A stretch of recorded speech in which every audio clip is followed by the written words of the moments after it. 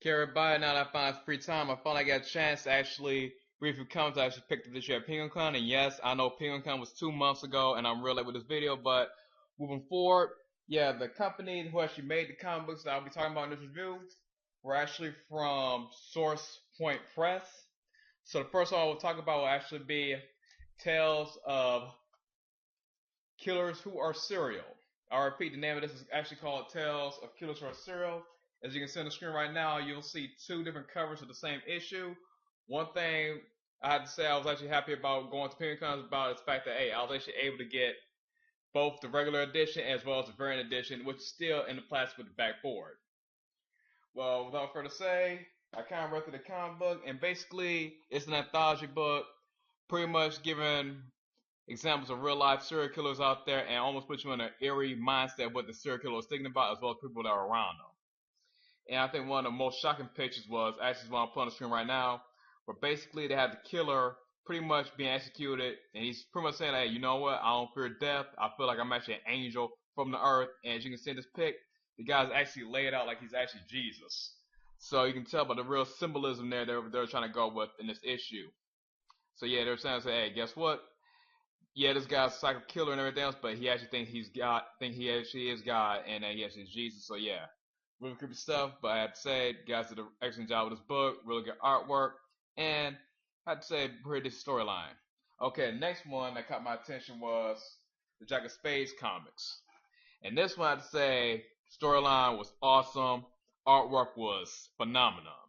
I mean, they took the black and white, pretty much give it a classic look with black and white, actually all black and white like the old Teenage Mutant Ninja Turtles comics. However, when you look at it, it gives you the classic feel of like the 1940s spy comic books. However, the first thing you'll notice, they are using very modern technology in a very modern world. And one nice touch I noticed is the fact that they actually have an image of what appears to be an actual iMac in full black and white. So basically, a modern OS 10 machine in full black and white. And then from here, pretty much that's the first issue, which is actually called issue zero. So issue zero, we pretty much get introduced to our main character, who seems to be a normal guy fighting superhuman enemies, who seem to have paranormal powers. So first thing that came to my mind when I actually read this was, okay, it seems like they're pretty much trying to put Batman against characters you would normally see in the X-Men comic book, or more like True Blood. So it took pretty much the idea of the paranormal characters from True Blood and said, hey, guess what? Let's make paranormal characters and make them be treated like the X-Men mutants. And that's basically what the story is all about. So basically you have a bunch of paranormals who feel like they've been oppressed and pretty much go crazy, start doing a whole bunch of stuff, stealing, robbing, everything else.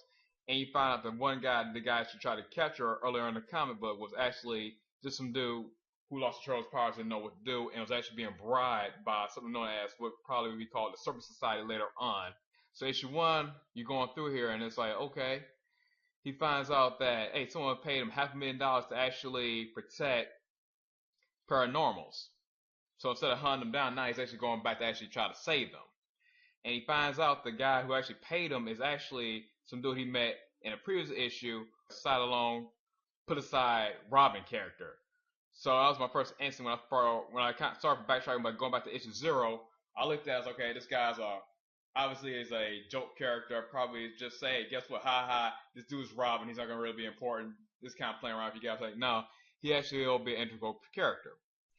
Even though by looks of it at this point, he actually does really remind me of a modern day Nightwing. Just look at him. Basically looks like Nightwing minus the disco collar.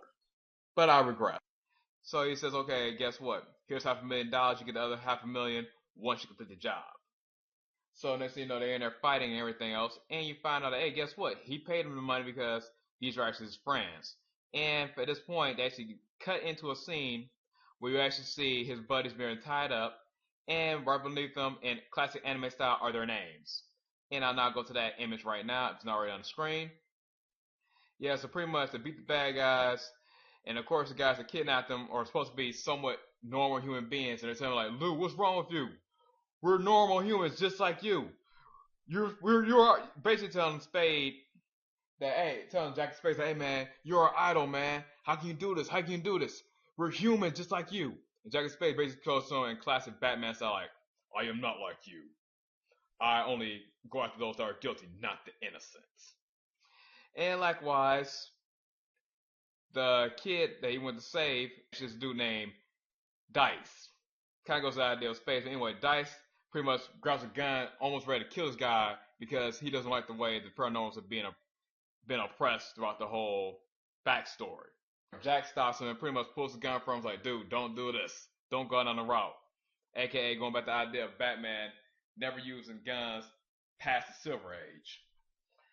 And pretty much Jack of Spades knows that one of the guys tried to escape, so he pretty much throws one of his spades at him to kind of knock him out, a la Batman with his batarang. And the guy gets knocked down only to find out that it seems to pierce his skin, his first face, and the skin in his face. And then you get a closer look, you find out that that's not really his real face. It's actually a mask covering up his face. His real face was actually covered in scales.